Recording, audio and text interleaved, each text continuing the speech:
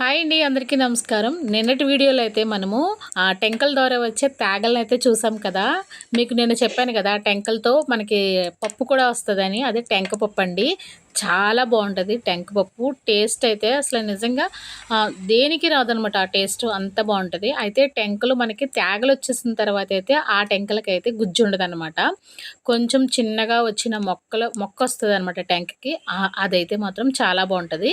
అది తేగలు వచ్చేసిన టెంక అయితే గుజ్జంతా లోపల చాలా నీరు నీరుగా అయిపోద్దండి. ఇప్పుడు నేను చూపిస్తున్నాను కదా, ఇవన్నీ మనకి తినడానికి అయితే పనిచేస్తాయి అనమాట. మనము నిన్న పాత్ర తీసాం కదా, కొన్ని వాటికైతే చిన్న చిన్న మొక్కలు వచ్చినాయి. వాటిని అయితే వేరుగా తీసి వాటిని మనం ఈరోజు టెంక పప్పు అయితే చేసుకుంటున్నాము. మా బాబు తీస్తున్నాడు ఓ పక్క నుంచి. టెంక పప్పు తీసేటప్పుడు మనకి టెంక చుట్టూ కూడా చాలా మట్టి ఉంటుందండి. ఎందుకంటే మట్టిలోనే కదా ఉంటుంది టెంక, అందుకని మట్టి ఉంటుంది. దాన్ని అంతా మనం చాలా శుభ్రం చేసుకోవాలి. ఈ టెంక పప్పుని తీసేసుకోవాలి.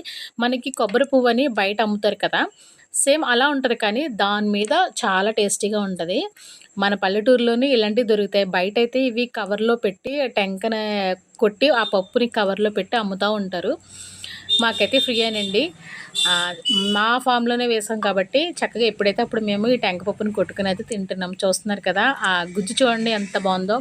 నిజంగా ఇది చాలా టేస్ట్ ఉంటుందండి. చాలామంది తింటారు, చాలా ఇష్టంగా తింటారనమాట. ఇప్పట్లో అయితే చాలామంది వీటిని ఇగ్నోర్ చేసేస్తున్నారు. నచ్చితే లైక్ చేయండి.